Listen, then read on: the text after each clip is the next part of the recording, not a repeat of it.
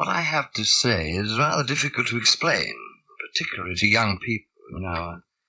I feel that young people nowadays form their opinions about life too soon. One shouldn't do that. But then perhaps you're different.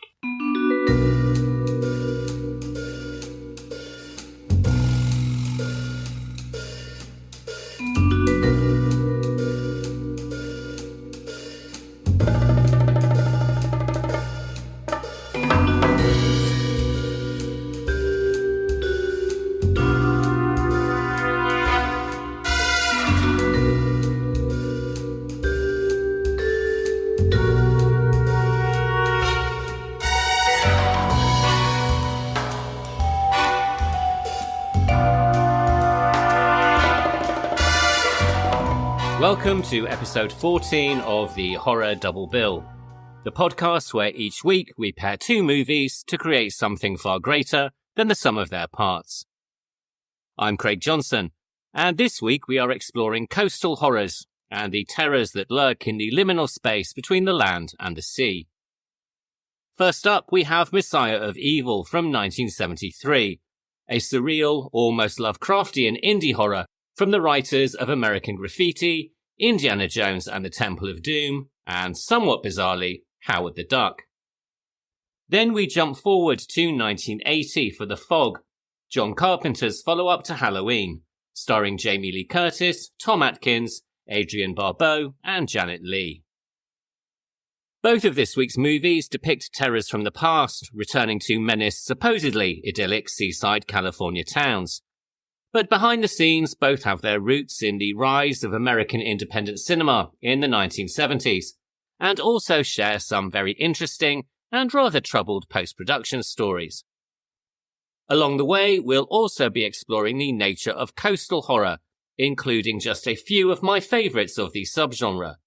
We'll also be discussing the death of the Hollywood studio system, the rise of independent filmmaking in the 1960s and 1970s, and much more. And just as a heads up, this is going to be another rather long episode. So before I begin, as always, I'd like to mention the main sources that I've used as reference.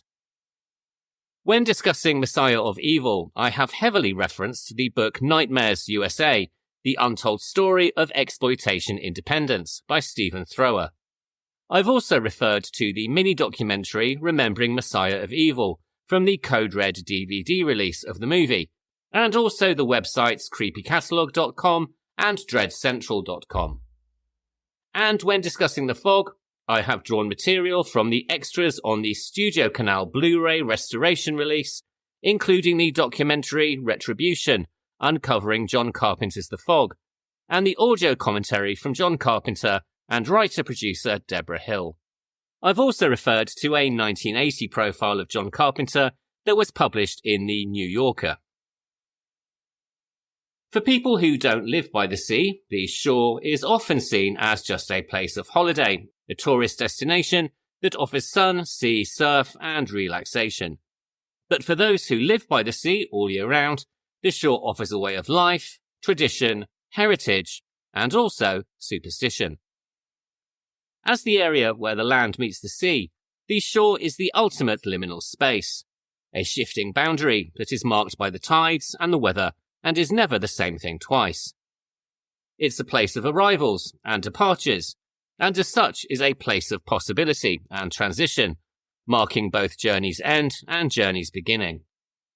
In folklore and literature, these spaces are often haunted, not just by ghosts, but by the memories of those who once crossed this boundary and never returned. It's a place where realities are thin, and where anything and everything might pass through. And on a physical level, the shore can also be a place of great isolation, exposure, and vulnerability. And if you don't believe me, just try standing alone on an off-season beach late at night, and you'll see exactly what I'm talking about. Of course, the shore is a place where people make a living, and the world of the sailor and the fisherman is rich with myth and superstition. Whistling aboard a ship or setting sail on a Friday is thought to bring bad luck, and the renaming of a boat without specific ceremony was also thought to trigger misfortune, as it would anger Poseidon, the god of the ocean. There is also the superstition of the Jonah, named after the biblical character cursed by God, who brought devastation to a ship on which he was travelling. In maritime law, Jonahs include priests and clergymen due to their association with funerals, and also women, who were thought to be a distraction for the crew. Make of that what you will. And, for some unknown reason, also people with red hair. It was said that were a sailor to meet a redhead before setting sail, they must ensure that they speak to them first, before the other person speaks to them. One such Jonah character is the narrator of the Rime of the Ancient Mariner by Samuel Taylor Coleridge, which was first published in 1798, and which tells the story of a sailor who recklessly kills an albatross, and as a result brings a curse upon his ship and on himself. The crew suffer supernatural torments, the wind dies, the mariner is forced to wear the dead albatross around his neck as a punishment, and ghostly forces claim the lives of the crew. The mariner is forced to spend eternity walking the earth and telling his tale as a cautionary warning to everyone and anyone that he meets. More seafaring horrors can be found in the works of William Hope Hodgson, a British writer who is probably best known for his novel The House on the Borderland, but who also often fused nautical adventure with supernatural and cosmic horror. A former merchant seaman who ran away to sea to be a cabin boy at age 14, he drew on his own life experiences to create vivid and authentic depictions of life on the sea, as well as the isolation and dangers of the open ocean. He combined this with early examples of cosmic and body horror, as can be seen most startlingly in his stories The Derelict and The Voice in the Night. In the story The Derelict, a ship's crew encounters an abandoned vessel adrift in the ocean, which is seemingly lifeless, but strangely overgrown with a gelatinous fungal substance, which turns out to be a new form of life, intent on ingesting the sailors. The story The Voice in the Night tells the tale of a different vessel, which encounters a man in a rowing boat asking for food, and who tells them a disturbing tale of how he and his fiancée escaped a sinking ship and found themselves on an island in a lagoon that had been taken over by a fungus, which eventually started to grow on and then inside their bodies. They are incredibly disturbing stories, and dramatic readings of both are available on YouTube, and I'll link those in the show notes. Moving away from fungus and sailors, fishermen too had their own belief systems designed to ward off misfortune and mitigate risk, including the touching of cold iron, the purifying of boats by smoke or fire, and the blessing of fishing nets. Again, there were also Jonahs, or unlucky people, that had to be avoided, and even some animals had to be given a wide berth, including cats, pigs, rabbits and dogs, all of which could cause bad luck, which might manifest as a poor catch, technical problems at sea, or something far worse. Fishing and sailing are, of course, incredibly dangerous practices, and it is therefore completely understandable from a psychological point of view that people might seek to mitigate risk and calm their own anxieties by employing a variety of rituals, habits, traditions, and prayer. The dangers of the ocean are many, and anyone who has grown up by the sea will certainly, and unfortunately, have their own stories of local tragedy and misfortune. In the 1870s, a writer called Robert Hunt collected a series of folk tales from around the county of Cornwall, where I grew up, and which had, and still has, a large fishing community. I'd just like to read one of them to you now, and this is called The Calling of the Dead. The fishermen dread to walk at night near those parts of the shore where there may have been wrecks. The souls of the drowned sailors appear to haunt those spots, and the calling of the dead has frequently been heard. I have been told that, under certain circumstances, especially before the coming of storms, or at certain seasons, but always at night, these callings are common. Many a fisherman has declared that he has heard the voices of dead sailors hailing their own names. With fears and superstitions such as these, it's not really surprising that in the past, these anxieties and fears of the sea would often manifest as legends of sea creatures, ready to cause disaster for those who would come into close contact with them, and some of whom would occasionally also make their way onto the shore. Tales of mermaids and mermen, and not necessarily the benevolent ones that you might encounter in a Disney movie, were often found in fishing communities the world over. In Scotland, the Blue Men of the Minch, or Storm Kelpies, were said to haunt the waters between the Isle of Lewis and the mainland, creating storms and challenging captains with poetic riddles, which, if went unanswered, would lead to shipwrecks. There is also the legend of the Coo Sith, a spectral hound that inhabited the highlands, but was also known to leave large footprints on the shore.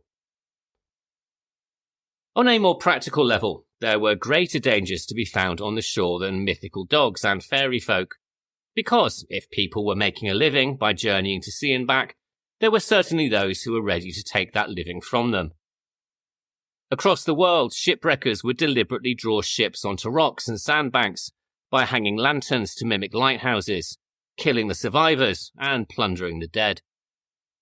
No surprise then that historical fact would often find its way into local legend and superstition as time went by, with ghost stories telling of spirits walking the beaches or cliffs, persecuting the wreckers, or luring them to their own death by using phantom bells and ghost lights.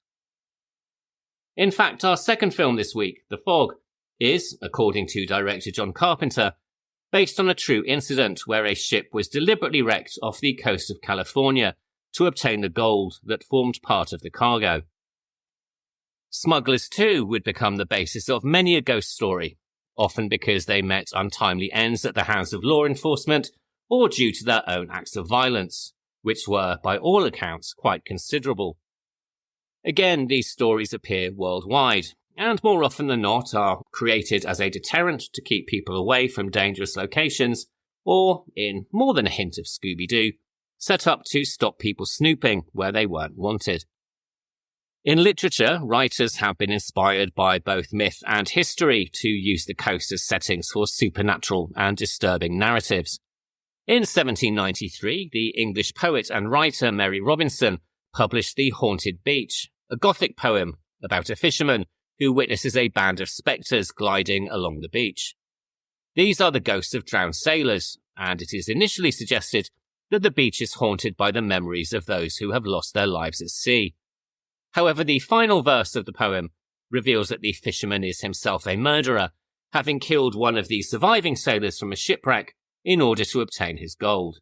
As a punishment, he is doomed to spend the rest of his life living in his fisherman's hut, haunted by the spectres on the beach. Staying in England, the so-called father of the modern ghost story, M.R. James, often sets stories on the east coast of the country, most notably his ghostly tales, O Whistle and I'll Come to You, My Lad, and A Warning to the Curious.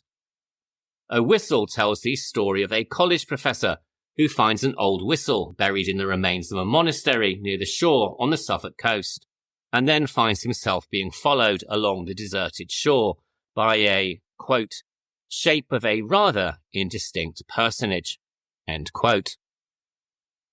The story has been filmed at least 3 times, the most famous of which was directed by Jonathan Miller in 1968, and which certainly makes the most of the atmospheric windswept shoreline and deserted beaches. A similar fate awaits the hero of the story A Warning to the Curious, in which an archaeologist goes treasure hunting along the English coast in search of a lost crown that is said to protect Great Britain against invasion. Rather foolishly, on discovering it, he digs it up to take it away, and again is pursued by something malevolent that leaves footprints showing more bones than flesh in the sand. This again was filmed, this time for the annual BBC A Ghost Story for Christmas strand, and both it and O Whistle are available for rental on Amazon, and also, if you're in the US, they're available for streaming on Shudder. The English novelist Daphne du Maurier most famously wrote about smugglers in her novel Jamaica Inn, but perhaps more famously for fans of the horror movie, she also wrote the short story The Birds, which was later adapted into the 1963 Hitchcock movie. Whilst Hitchcock's film is, of course, a masterpiece, Du Maurier's story is far darker and a much more grounded affair, set amidst an isolated farming community in Cornwall, who notice that the bird attacks coincide with the rising and the ebbing of the tides. Whilst the Hitchcock movie ends on an ambiguous note, but suggests there may be a light at the end of the highway, the original story is far bleaker. At one point near the climax, the protagonist, a farmer called Nat, is barricading his house when he thinks that he sees the Navy out at sea, coming to provide help. Quote, "He paused, his work on the bedroom chimney finished, and looked out to sea. Something was moving out there, something grey and white amongst the breakers. Good old Navy, he said, they never let us down. They're coming down the channel, they're turning in the bay." He waited, straining his eyes, watering in the wind toward the sea. He was wrong, though. It was not ships. The Navy was not there. The gulls were rising from the sea. The massed flocks in the fields, with ruffled feathers, rose in formation from the ground and, wing to wing, soared upward to the sky. The tide had turned again. End quote. The story ends not with rescue or escape, but with the likelihood that Nat and his young family are all doomed to perish, though this is not explicitly stated. More surreal is the work of H.P. Lovecraft, who often sets his stories among the coastal communities of New England, particularly in his fictional towns of Arkham and, most relevant here, Innsmouth. In his story, The Shadow over Innsmouth, a student travels to a deserted fishing town, the Innsmouth of the title, and finds it to be mostly dilapidated and full of people who walk with a distinctive shambling gait and who have an incredibly strange complexion. As the story progresses, he realizes that the town is cursed, and that most of the townsfolk are doomed to become amphibious monstrosities as they age. This story has been combined with other work from Lovecraft and adapted for the screen in the movies Dagon, directed by Stuart Gordon in 2001, and Cthulhu in 2007. Though personally, I would say that our first movie this week, Messiah of Evil, is probably closer in spirit, if not in storyline. Meanwhile, in 1981, Michael McDowell, the writer of Beetlejuice and the co-writer of The Nightmare Before Christmas, released his novel The Elementals, about a rich southern family vacationing in their summer holiday home that is slowly being overrun by sand and the supernatural.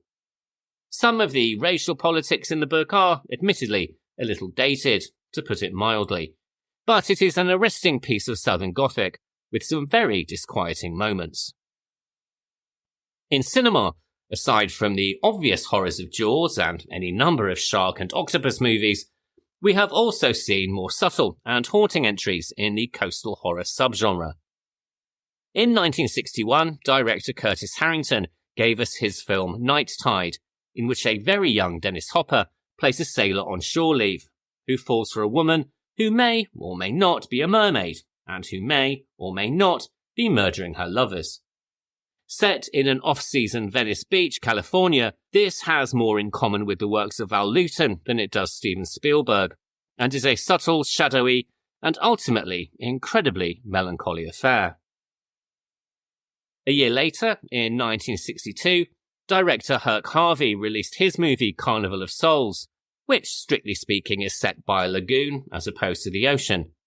That being said, with its broken-down pavilion that calls out to its haunted and doomed heroine, and ghostly figures rising from the water to chase her across the sand, it certainly belongs here far more than it does anywhere else. Both of these movies act as direct predecessors to our first film, and are available to watch on YouTube, though, as always, I suggest you avoid watching the colorized versions. All of which brings us to the first of this week's movies. Messiah of Evil was written by Willard Huck and Gloria Katz, who also took on the respective roles of director and producer. It stars Marianna Hill, Michael Greer, Anitra Ford, Joy Bang, and Elisha Cook Jr., and was released in 1973. Hollywood in the 1960s and early 1970s was an industry in a state of crisis.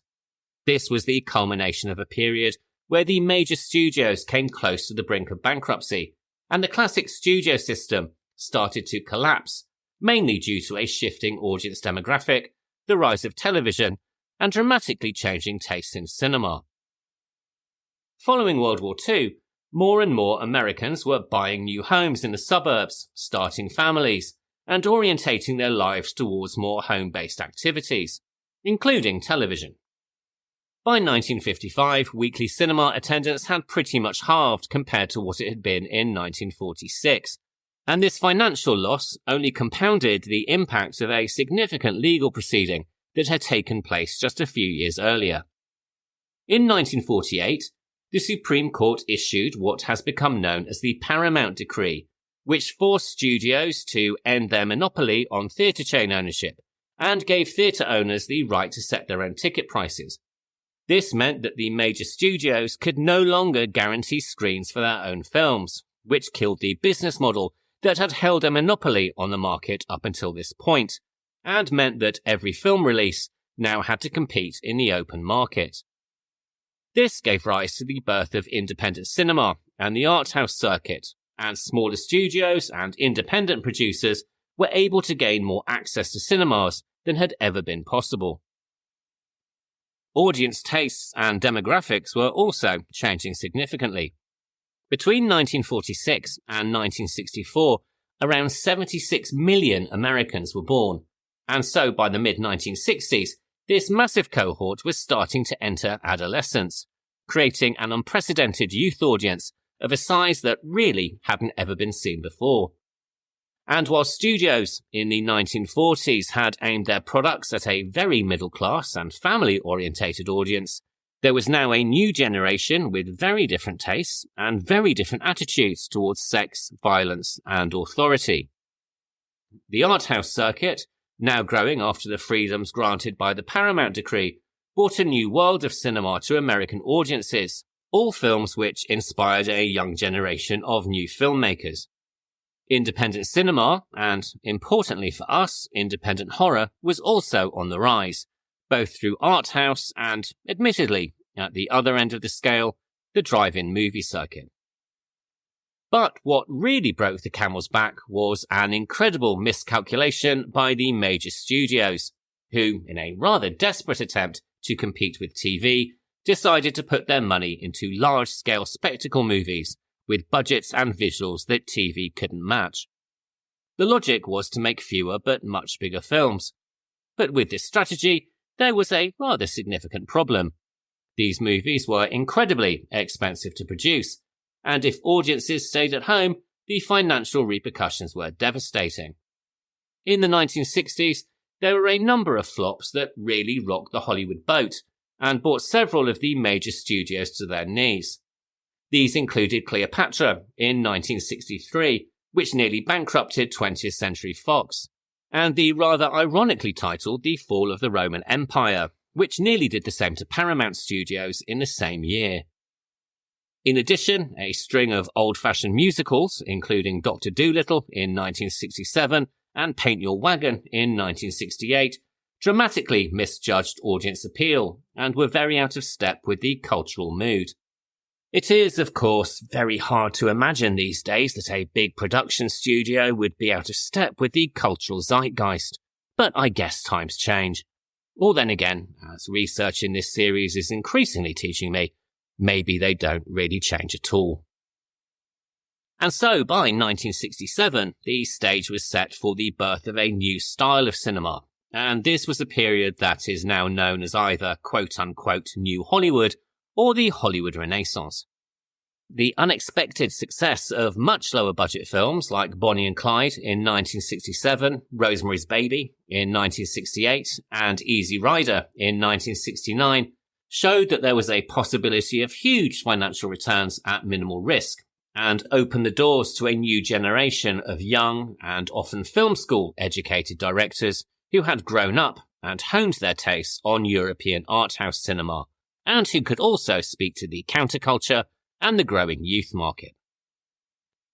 As we discussed a few weeks ago, these filmmakers often first cut their teeth working for exploitation master Roger Corman, including Martin Scorsese, Peter Bogdanovich, Joe Dante, Jonathan Demme, and Francis Ford Coppola. In 1969, Coppola would co-found the studio American Zoetrope with his friend George Lucas, a company that would produce Lucas's first two movies, THX 1138 and American Graffiti. While the first was praised by the critics, it wasn't a big hit. But all of that would change with American Graffiti, a coming-of-age comedy drama that would go on to become one of the most profitable films of all time, earning $200 million in box office and home video revenue off a budget of just under $800,000. The writers on this movie were George Lucas himself and friends from the USC Film School, Willard Huck and Gloria Katz, the creators of Messiah of Evil. And here we are getting heavily into spoilers, so if you haven't seen the movie yet, it's time to hit pause and track it down. Now, fortunately, there are many versions of this film freely available on YouTube, so if you don't have the money for rental, then you can certainly watch it free of charge. What I would say, though, is, if at all possible, do try to track down the restored version if you can. For many years, I watched the rather degraded versions on streaming platforms, and I have to say that watching the restoration was like watching an entirely different movie. And as this film is really all about the visuals, it really is money well spent. Willard Huck and Gloria Katz, who were a married couple and who had met through a mutual love of Roger Corman movies, had just finished working on the treatment for American Graffiti when they got a call from their former agent, who had moved out of agent work and into movie production. He told them that he could raise $100,000 for them to make their first movie, as he had secured financing from a group of private investors in Texas. The only stipulation was that it had to be a horror film, which was seen as a highly profitable genre at the time. So they stepped away from working on American Graffiti and started working on a screenplay, which took approximately 3 weeks to write. Messiah of Evil tells the story of a young woman called Arletty, who travels to the town of Point June in California to find her artist father, with whom she has lost contact and believes to be missing. On arriving at his home, which is decorated by haunting murals on nearly every wall, she finds his diary, but his rather rambling entries are incoherent and provide very few clues as to his whereabouts. Driving into town, she meets up with a playboy adventurer called Tom and his two female companions, Laura and Tony. Gradually, the town's secrets start to unravel, which include a strange sickness, possession, zombification, religious cults, and a centuries-old preacher who may or may not be returning from the sea to reclaim the world. As you might be able to tell from this very potted summary, the film draws heavily from both Night of the Living Dead and the works of H.P. Lovecraft, and many people have called it one of the most Lovecraftian films ever made, in tone and atmosphere, if not exactly in content. There are, after all, no many tentacled monsters here, but there is certainly a similarity with his works like The Shadow over Innsmouth that we discussed earlier in the episode. Both Huck and Katz were fans of the writer, particularly the sense of doom and perversity that pervades much of his work. But if the two took inspiration from Lovecraft and Romero, and there is no doubt that Night of the Living Dead is a big influence here, they took very little from other horror writers of the period, with Huck stating that he preferred the classic horrors of the 30s and 40s above those of his filmmaking contemporaries. But what they were also influenced by was the art house European movies of filmmakers such as Antonioni and Fellini. In fact, Gloria Katz has said that Messiah of Evil is really an attempt to make a horror movie in the style of Antonioni. And this idea, the directors of a low-budget horror movie trying to ape one of the masters of Italian cinema may seem a little bit pretentious. But, as I mentioned earlier, many of the new wave of American filmmakers, all of whom greatly admired European art house, had cut their teeth working on low-budget exploitation movies. The journey from film school to artistic and creative credibility via the horror genre was certainly not an unusual one, so it probably made perfect sense to make Messiah of Evil a calling card to the film industry. Michelangelo Antonioni has been called a chronicler of bourgeois ennui, something that we see here in the characters of Tom and Laura, and he's also particularly well known for his visual style. This style has been described by the British Film Institute as extremely long takes, striking modern architecture, painterly use of colour, and tiny human figures adrift in an empty landscape. And we can certainly see echoes of that approach in the modern landscapes that the characters in Messiah of Evil occupy. These include illuminated gas stations that seem adrift in a sea of blackness, empty supermarket parking lots, the deserted streets of Point June, and the at first seemingly deserted supermarket and cinema where Laura and Tony meet their respective dooms. This is not just a nod to the Italian master, but also seems to be a commentary on Americana, with the supposedly idyllic town of Point June slowly rotting beneath the surface. This is a theme or mood that we see in many films of the period, but to be honest, it's impossible to state for certain that Messiah of Evil is intentionally about anything. By the director's own admission, it's such an odd film that it really is open to viewer interpretation, though Gloria Katz also said that the spirit of the ongoing Vietnam War was clearly heavy on everyone's minds at the time, and that she felt it most likely seeped into the narrative and feel of the film. There is a quite brilliant line given by Arletty's father in one of his diary voiceovers, saying, quote, "If the cities of the world were destroyed tomorrow, they would all be rebuilt to look like Point June, entirely normal, quiet, silent. Though the shared horror, I know, is hiding beneath its stuccoed skin." End quote. And this sentiment is quite brilliantly underlined by the cinema marquee, displaying the legend "Kiss Tomorrow Goodbye." The use of colour is also incredibly striking. Filmed in widescreen and Techniscope, which was essentially a more budget-friendly version of Technicolor, the lighting and cinematography is nothing short of stunning, and certainly foreshadows the work of directors like Dario Argento and his movies Suspiria and Inferno. Nowhere can this be seen more clearly than in the interiors of the artist's studio, decorated with huge murals that stare out of the walls and seem to become additional characters in and of themselves. These were painted directly onto the walls of the shooting location by an artist called Joan Mossine, with the brief that the murals should reflect Arletty's father morphing into one of the undead, and also to project an empty feeling, one of slight dread without any real violence. They are incredibly disorientating, not least the one of a couple staring through a window, or the man in a suit, which has a real taxidermy dog sitting at his feet. Cinematographer Stephen Katz, who, as the name suggests, was Gloria's brother, tried to frame the real-life characters against the people in the paintings. But it is not just the interiors of the studio that are beautiful to look at. Even the opening sequence where an unnamed minor character meets a very violent end at the hands of a little girl is really quite sumptuous in its use of colour and lighting. This character, by the way, is played by the director Walter Hill, who went on to direct The Warriors, Streets of Fire, 48 Hours and Southern Comfort.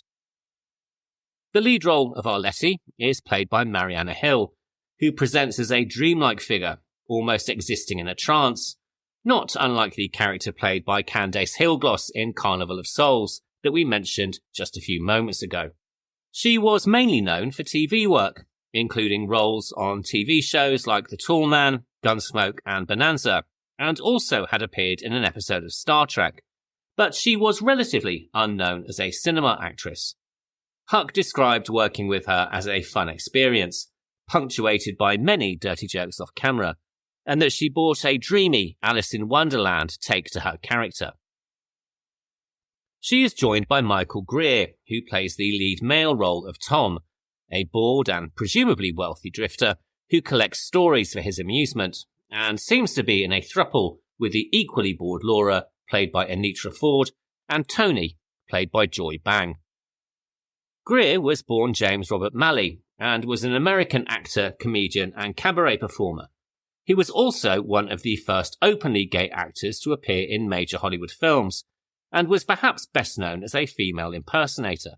In fact, his impersonation of Bette Davis was so perfect that he was actually asked to dub in some of her lines for the TV miniseries The Dark Secret of Harvest Home in 1978, and again in the movie Wicked Stepmother in 1989. He is, it must be said, not the first choice one would have made for a lead role in a horror movie, but his casting fits the ambience of the film incredibly well, and again fits into the idea of the ennui of the bourgeoisie that we see in many an Antonioni movie. We first meet him in a motel room where he is recording an interview with local homeless man Charlie, who is played by Elisha Cook Jr. And Elisha Cook Jr. was an American character actor who is probably best known for his work in film noir, most notably in the 1941 version of The Maltese Falcon and also in The Big Sleep and The Killing. But horror fans will probably know him best for his role in the movie The House on Haunted Hill in 1959, and also in Rosemary's Baby in 1968. According to Huck, he found looking directly into the camera for his monologue incredibly uncomfortable, saying that this was the first time in his career he'd ever had to look directly into a camera, and had in fact spent his whole life learning and being told to not do so. So perhaps, understandably, he found this rather hard to do. It's through the character of Charlie that we learn some of the legend of the movie, most notably that of the blood moon, and that the bodies of the dead must be burned, or they will come back. This, of course, leads to the assumption that the locals who prowl the town and kill Laura in the supermarket and Tony in the cinema are some kind of zombie, and this is a debate that has gone back and forth since the film's release. In fact, the film was released at one point under the title The Return of the Living Dead, until George Romero's lawyers stepped in, but more on that a bit later on. From my perspective, these are, of course, not your typical zombies that we would see either in the films of the 1940s or indeed the films following Night of the Living Dead. They seem instead to be people possessed, either spiritually or through some form of virus, and are certainly more animated than George A. Romero's Walking Corpses. In fact, they probably have more in common with The Infected from 28 Days Later and its sequels than they do with the films that preceded Messiah of Evil. The actual reason for their being goes unexplained, but we certainly do know from the scene in which a cop turns and starts to devour his fallen colleague that it is more likely to be some form of infection or mass hysteria than it is anything else. The blood dripping from the eyes is also something we would see much later in John Carpenter's brilliant Lovecraftian movie In the Mouth of Madness, and I wonder whether he took more than a little inspiration from this movie when he was designing that effect. There are, of course, two pivotal scenes in the movie that are the most talked about, and these are the supermarket sequence in which Laura meets a particularly nasty comeuppance, and the cinema sequence in which Tony is slowly surrounded by these zombified locals. The first moment has been mentioned by horror fans as foreshadowing the consumerism of Dawn of the Dead, while the second is a much more direct homage to Alfred Hitchcock's The Birds, with the dead slowly surrounding Tony, mimicking the scene in which Tippi Hedren smokes a cigarette outside the local school, not realising that the birds are slowly gathering on the climbing frame behind her. Filming of the movie took place in the summer of 1971, mostly in Echo Park and other areas of Los Angeles, but also on the beaches in and around Malibu. And while the creators said that overall it was a fun experience, filming was far from being an easy process. Although they had been promised a budget of $100,000, they were actually only given $85,000, as one of the middlemen between the production and the investors skimmed $15,000 off the money to re-roof their house. This led to some rather uncomfortable situations where people didn't get paid, or at the very least, didn't get paid on time. At one point, Michael Greer was pulled over by local policemen who had acted as security officers on the production and had also played roles as extras. They were perhaps not surprisingly incredibly annoyed that they hadn't been paid for their time and efforts, and they threatened to hold on to him in jail until the director coughed up the money that was owed to them. Needless to say, the money was very quickly handed over. In fact, according to Willard Huck, the two cops were the only people who ever ended up getting properly paid. The lack of money also meant that key sequences were never shot, and a proper ending was never filmed after the production ran out of cash. The last sequence of the movie, on the beach, was supposed to be much more spectacular, at least according to the director, and they also never really shot the movie theatre sequence in the way that they intended to. So, while the film was always intended to be dreamlike and fragmented, it also lacks the explanation that the filmmakers perhaps intended, although, to be honest, they've never really specified exactly what that was. Once they had their initial work print, the production team tried to sell it, but they were incredibly unsuccessful and were eventually told by their new agents to stop trying because it was ruining their careers. Eventually, a group of the original investors sued the executive producers, and the team actually ended up losing the movie altogether, with their work prints and all of the outtakes literally loaded up onto a truck and driven off in front of them. Anitra Ford, who played Laura, said in an interview that the footage was then sold to a French producer who re-edited some parts and added in others. For example, in the movie theatre sequence, the clips that are being shown are from an unreleased western called Gone with the West, and these were inserted simply because the new production company owned the rights to that footage. While these post-production challenges left the narrative rather opaque, later critics have argued that the disjointed structure contributes to the film's surreal and dreamlike atmosphere. Huck himself has described the film as an odd piece of work whose ambiguity invites the audience's imagination, which is an unintended outcome of an incredibly troubled editing process. Much of the narration was added after the fact to try to give some cohesion to the dreamlike structure, but in fact it only adds new layers to the mystery. The structure has ended up being that of stories told within stories, first the narration of Arletty in the asylum, and then within that narration the narrative of her father as he is reading from his journals. This feels very much like a Russian doll, or the disorientating effect of paintings within paintings within paintings. But none of this, of course, was at all the filmmaker's original intention. According to Huck, people that they never met did some recutting and rescoring, and finally released the movie several times under different titles. This, at one point, led to his father, who was also called Willard Huck, being served a court summons stating that he was being sued by George Romero for title infringement when it was released by somebody as Return of the Living Dead. Huck himself doesn't know who came up with the title Messiah of Evil, but he agrees that it is certainly catchy and much better than their original working title for the movie, which was Blood Virgin. Perhaps unsurprisingly, a film with this title was rather difficult to cast, as they couldn't get actors to audition, so before filming the title was changed to The Second Coming, although, according to Huck, actors still wouldn't audition, because then they thought they were going to be making a porn movie. Despite this incredibly troubled post-production and drastic re-editing process, the film has gone on to become a cult classic, sitting side by side with other dreamlike narratives of the 1970s, such as Let's Scare Jessica to Death and Lemora, A Child's Tale of the Supernatural. It has been called by many the perfect evocation of a dream or a nightmare, and is surprisingly perhaps all the more effective for the fact that it doesn't really explain anything and has an incredibly elliptical narrative.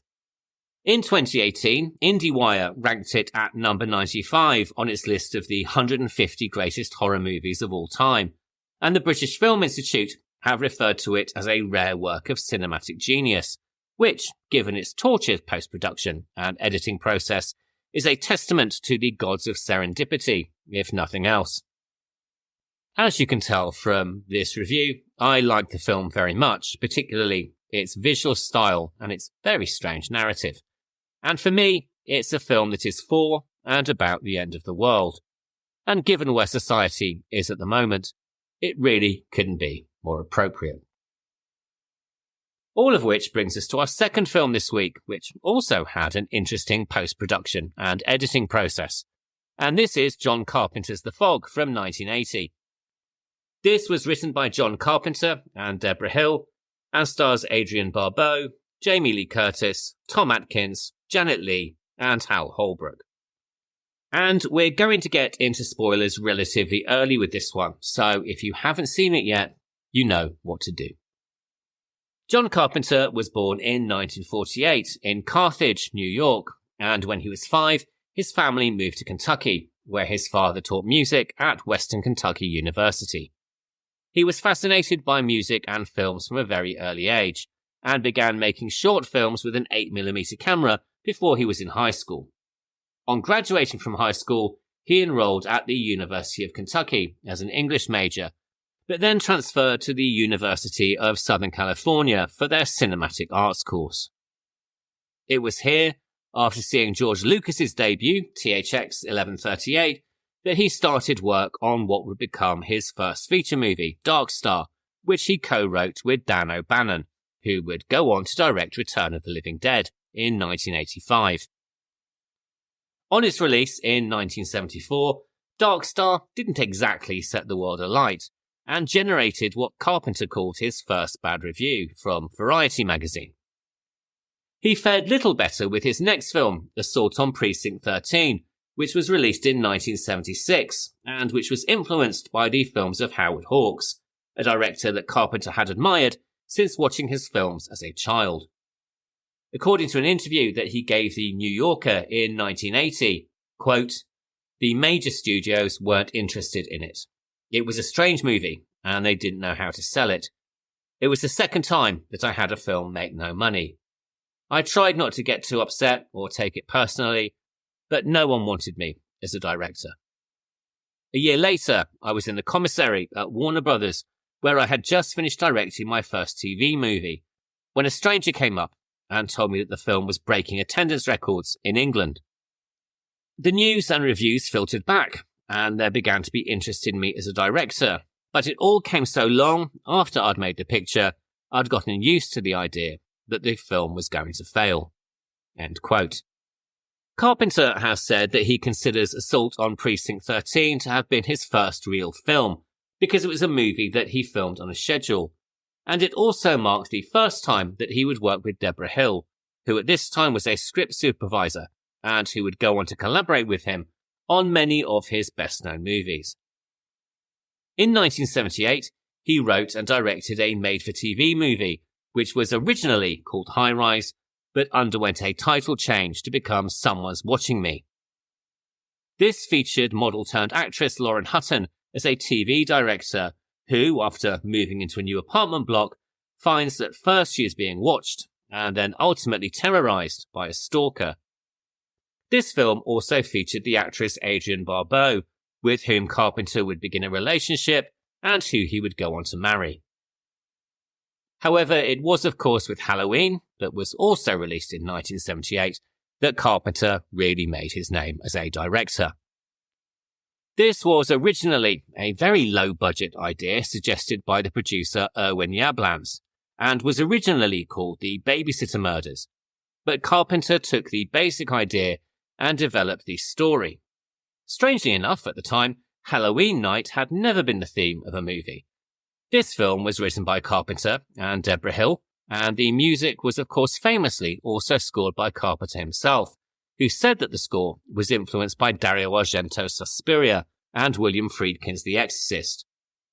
This low-budget movie was originally made for $300,000, but it grossed more than $65 million, making it one of the most successful independent movies of all time.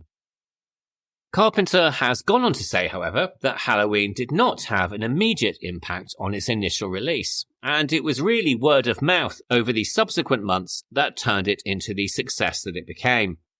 In the December of that year, he was offered a 2-picture deal with the production company Avco Embassy, and says that he wrote the screenplay for The Fog in January 1979. By the time he had completed it, Halloween had become not just a success, but a phenomenon. But, of course, with any success comes an inevitable pressure to follow it with something equally successful, and, as Halloween was a horror movie, there was also a pressure to follow it with something that was equally as frightening. But Carpenter didn't want to make another straightforward slasher. He instead was more interested in giving a modern spin on an old-fashioned ghost story. Stylistically, he wanted to do something much more closer to the work of Val Lewton, saying in an interview that he wanted to do a movie that was similar to Isle of the Dead, which we covered a few weeks ago, and something that was based more on shadows and suggestion. Now, this may come as a surprise to those of you who have seen the movie, with its worm-faced ghosts and glowing red eyes, but as we'll discover, this was not the original intention behind the film at all. The idea for the movie had originated when he and Deborah Hill were travelling in England and visited Stonehenge, seeing it surrounded by fog. Carpenter turned to Hill and asked her, "What if there's something inside that fog? Wouldn't it be scary?" But this idea did not just spring out of nowhere. As a child, he had seen and enjoyed the British science fiction movie The Trollenberg Terror, which is also known as The Crawling Eye. In this movie, alien monstrosities invade a mountain resort in Switzerland by hiding in a bank of clouds and fog. And although Carpenter's film doesn't have giant crawling eyes, there are certainly parallels between the two movies if you watch them side by side. This would not be the only 1950s British science fiction movie that would inspire The Fog. Carpenter has gone on record to say that the scene in the movie where Jamie Lee Curtis and Tom Atkins are stuck in a van trying to back away from the fog is directly ripped off from the British science fiction movie X the Unknown. There are also echoes of Howard Hawks' movie The Thing from Another World at the climax of the movie, but we'll get onto that a little bit later. Carpenter has said that the plot of the film was also inspired by a real-life historical event which occurred just off the coast of California, in which a ship carrying gold bullion was deliberately wrecked by those on the shore, using the concept of misleading lights, something that we spoke about at the beginning of the episode. The basic story is that the town of Antonio Bay is celebrating its 100th anniversary, but it is not, as the celebrants would like to believe, built on the nobility of its ancestors. It is instead built on the back of theft and cold-blooded murder. Many years before, a group of lepers, led by an incredibly wealthy man called Blake, had aimed to set up a colony near the small town, and had instead been lured to their death so the town could steal their gold.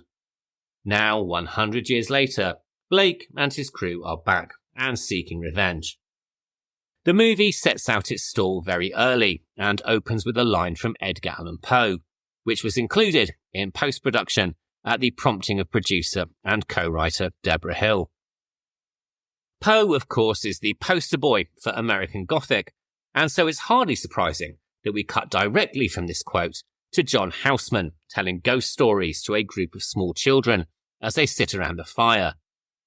His character, Mr. Macon, is named after the Welsh writer Arthur Macon, who is perhaps best known for his fantasy, horror and weird fiction. These references to two classic writers in the opening moments is a world away from Michael Myers and Haddonfield, though, to be fair, we don't learn Mr. Macon's name until at least 20 minutes later into the film. Nevertheless, this slow-paced and atmospheric beginning, with its melodic and mournful piano score, certainly sets the film apart from the tone of Halloween, and the slice and dice activities of the preteen Michael Myers that opened the original movie. Suffice it to say that following the juggernaut of Halloween with a more subtle and old-fashioned ghost story inspired by the works of Val Lewton was a pretty big gamble, and one that did not necessarily pay off once the initial filming was completed. Carpenter originally wanted a movie where the fog was a malevolent character and a force of evil in and of itself, but that wasn't necessarily going to fly with modern audiences, and this certainly became evident in the film's initial test screenings. Test audiences, and Carpenter himself, were unimpressed by people who just seemed to disappear into the fog. At the same time, David Cronenberg had just released his movie Scanners, and this had pushed horror into a different and much more explicit direction. It became evident to Carpenter that extensive reshoots and re-editing were required in order for the film to be anything close to being successful. I've made a decision in this episode to not point out the many scenes that were added in post-production as a result of this process, as I think that might ruin the movie for some people. But I think it's enough to say that the movie we now see before us was not the one that was originally on the page, or indeed, the one that was originally first filmed. Once the script was completed and the movie greenlit, the most important thing was finding the locations, particularly the lighthouse from which DJ Stevie Wayne would warn the rest of the town of the encroaching dangers of the fog. This was found in the town of Point Reyes in California, and other locations were then found around it, mainly in the town of Inverness, which is, ironically enough, according to Deborah Hill, one of the foggiest places in America, second only to Nantucket. The beach where young Andy finds the haunted piece of driftwood is Drake's Beach, which is an hour's drive down the road from Bodega Bay, where Alfred Hitchcock filmed The Birds. And that's a story which seems to be very much a thread in this week's episode.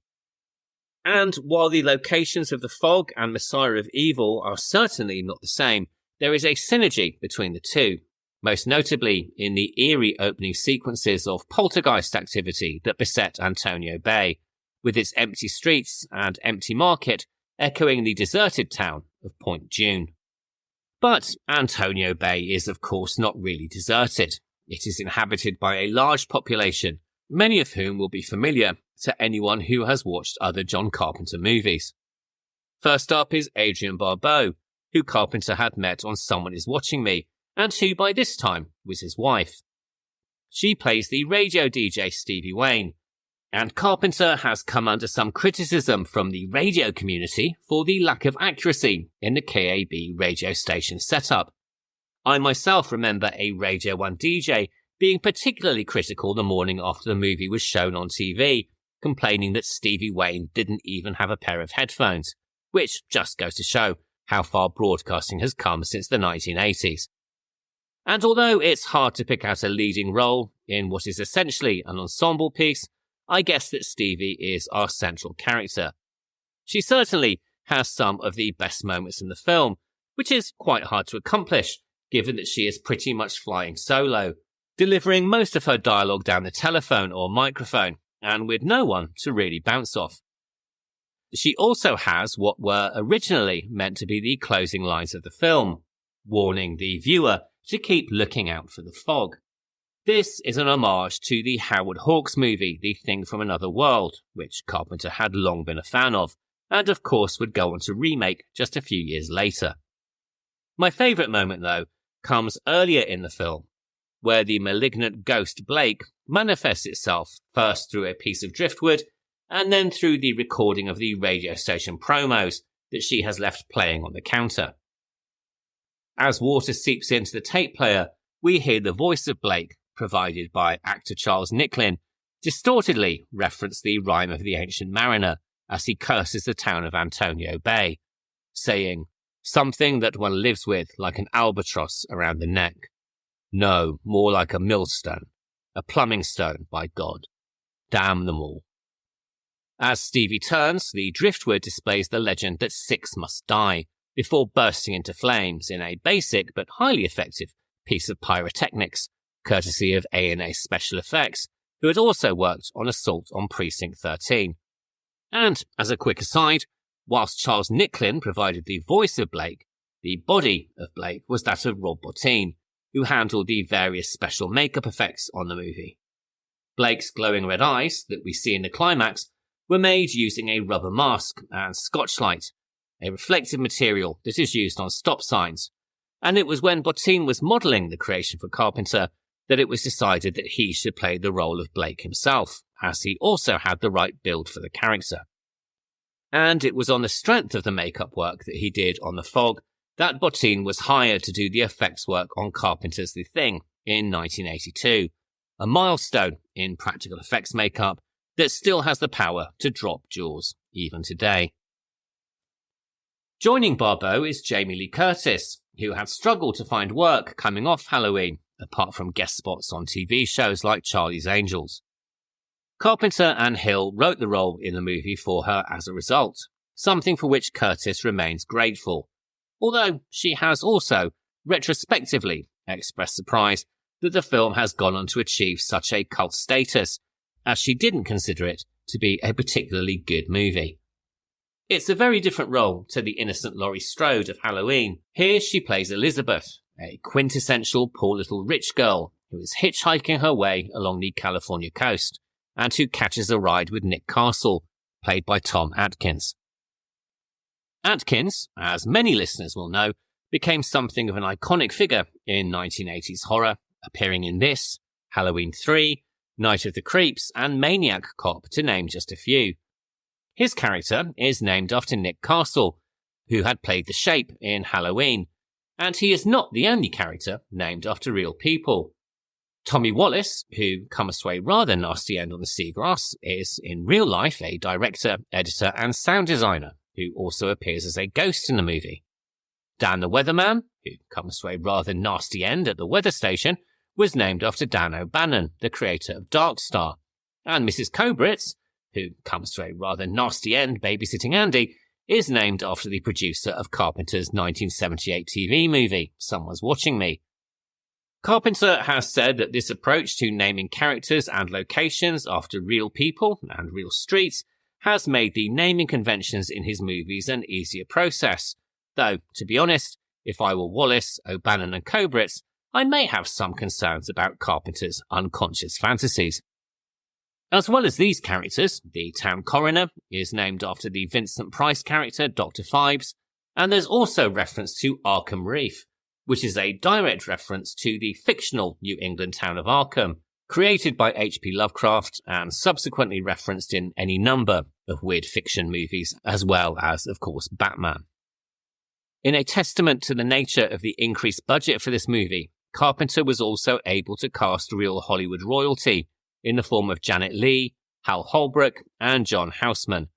Though, as the budget was still not that great, Houseman and Holbrook's scenes had to be filmed in an incredibly condensed time frame.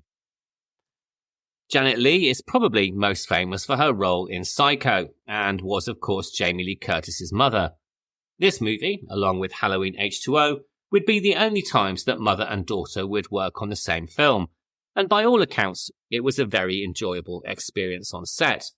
She plays the town councilwoman Kathy Williams, who, in her brisk efficiency and desire to cover up the crimes of the past, has more than a little in common with the mayor in the Jaws movies. And the fact that she survives the night when she seems to be the most natural stand-in for the conspirators of the past seems a bit of a wasted opportunity.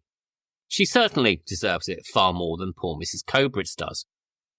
Nevertheless, it's an incredibly good performance, particularly the interplay with her secretary Sandy, played by Nancy Loomis.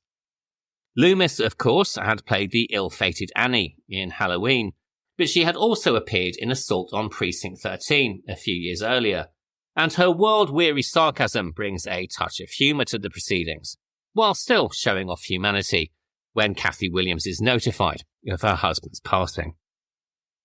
Hal Holbrook, who is perhaps not as well known as he should be these days, was a multi-award-winning actor, winning 5 Primetime Emmy Awards for his work on television, and he would also go on to be Oscar-nominated for the movie Into the Wild in 2007.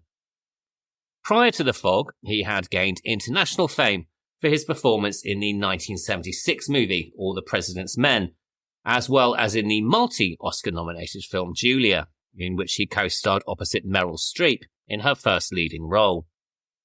His performance as the alcoholic Father Malone, who sinks further and further into the bottle and into guilt as the crimes of his ancestor are revealed, is very well played. Most notably, the scene where he is reading from his grandfather's diary to a rather unimpressed Kathy Williams, who would much rather that the whole thing just went away. Again, I can't understand why Blake didn't take her out. Perhaps the most legendary of all three, though, was John Houseman, who was a producer, actor, director, and teacher, and he was also the founding director of the Juilliard School of Acting. In cinematic terms, he is probably best known for his work with Orson Welles, as well as for winning an Oscar for Best Supporting Actor in 1973 for the movie The Paper Chase. He was also nominated for a Production Academy Award for Julius Caesar in 1953, and was also nominated for 4 Golden Globe Awards. Both Carpenter and Deborah Hill have said that his presence alone made him an incredibly intimidating figure to have on set. However, the tension was very quickly relieved when he fluffed his lines, swore profusely, and showed a humanity behind the legend that managed to calm everyone's nerves. Joining the cast are other actors who had either already worked with Carpenter or who would go on to do so. Charles Cyphers, who plays the ill-fated Dan the Weatherman, had worked on Assault on Precinct 13 and had also played the sheriff in Halloween. He would also go on to appear in Escape from New York. And Buck Flowers would appear in Escape from New York, Starman, They Live, and Carpenter's remake of Village of the Damned.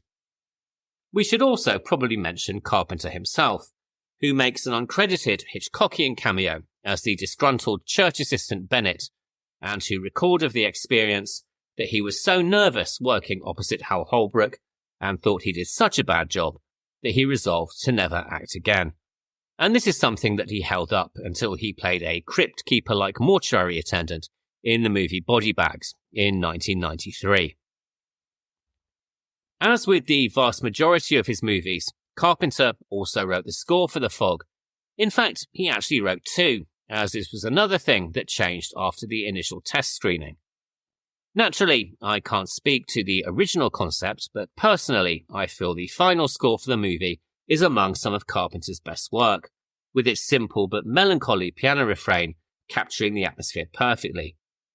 Carpenter says that his composition process is inspired by Bernard Herrmann, but is also cheap, fast, and riff-driven, which is probably a good thing, given that he had to rescore the movie twice. There is also a real sadness to the score, which underlines the ultimate tragedy of the backstory, where innocent and diseased people, the essence of the outsider, were cold-bloodedly murdered for the sake of capitalism. In addition to the score, the sound design is also incredibly well done. And in fact, this is a movie where you hear far more than you see. Apart from a sword through the chest and a blink and you miss it throat-slashing sequence, the rest of the violence is created through cutaways and Foley work, the puncturing of eyeballs, the stabbing of Mrs. Kobritz, who, once again, really didn't deserve it, and even the ultimate decapitation of Father Malone at the end of the movie, are all suggested through sharp editing and sound effects, as opposed to visuals. Visually, though, the film is striking, though not in the same way as Messiah of Evil.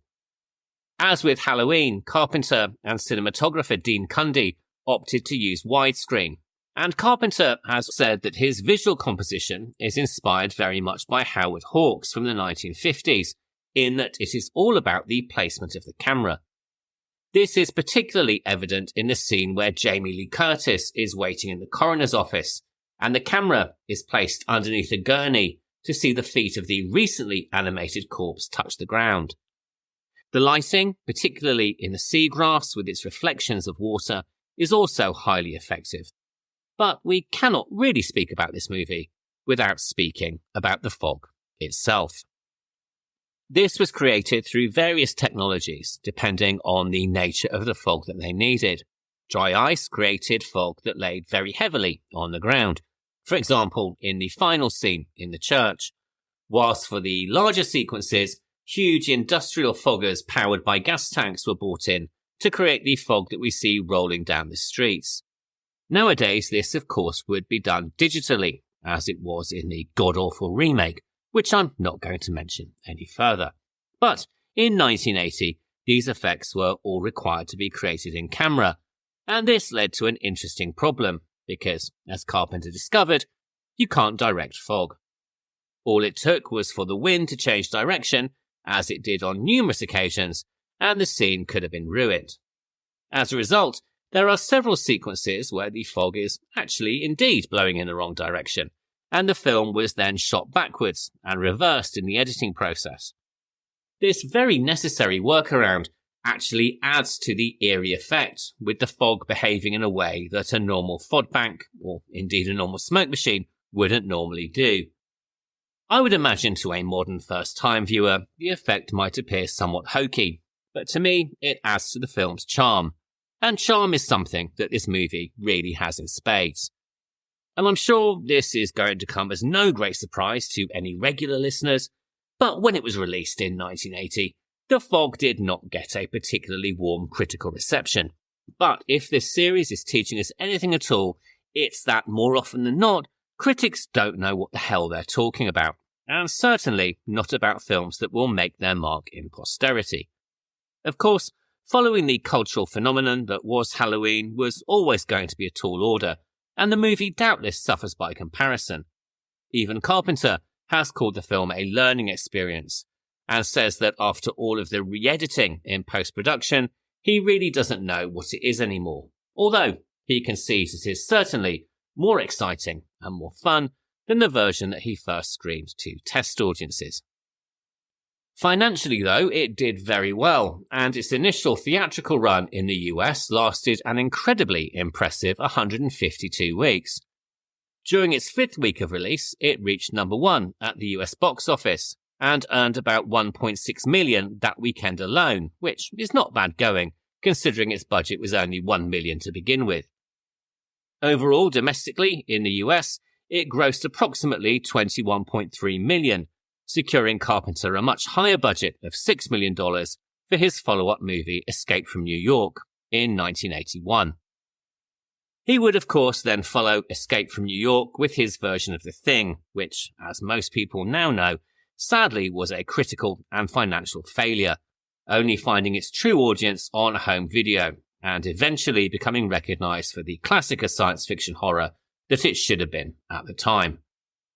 And Carpenter continued to have very mixed commercial and critical success with his subsequent movies, which include Christine in 1983, Starman in 1984, Prince of Darkness in 1987, and my particular favourite, In the Mouth of Madness from 1994.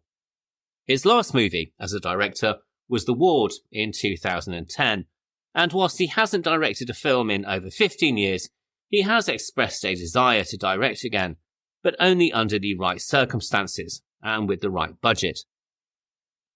More recently, he directed an episode of the Peacock series, John Carpenter's Suburban Screams, which I haven't seen, so I really can't comment on, and now mainly focuses on music and production, including work on the most recent reboots of the Halloween franchise. And whether we see any new films from him or not, he has certainly created a legacy of fantastic movies, some of which we will be returning to over the course of this series. Messiah of Evil and The Fog are both examples of seaside horror, with isolated locations coming under siege from the ghosts of the past.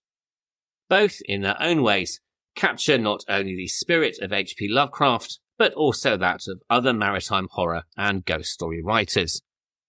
Both films also have rather troubled post-production stories, with Carpenter hastily reshooting, re-editing, and rescoring his movie, and Katz and Huck having their work quite literally taken out of their hands and edited by other people.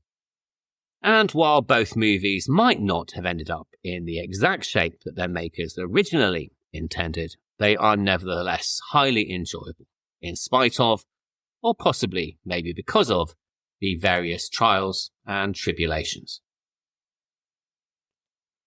All of which brings me to the end of another very long episode.